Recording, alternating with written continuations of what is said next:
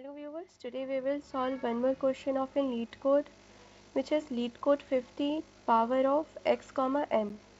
So here is given a value x and n. You just have to return the 2 की power 10, and 2 की power is 10 equals to 1024, so you just have to return this value. Again for the second output, uh, 2.1 की power 3 means n is the power and x is the base. So you just have to return 9.261. This is the answer. So let's do this.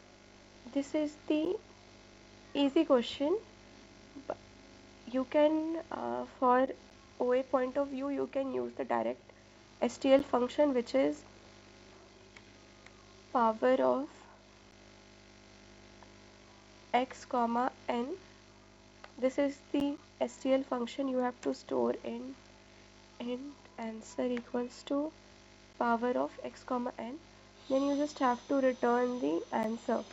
Let's run this code. Okay, there is an error.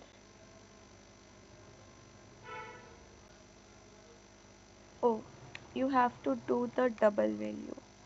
Let's run this code. This works fine. Let's submit this. This has been accepted. Thanks for watching.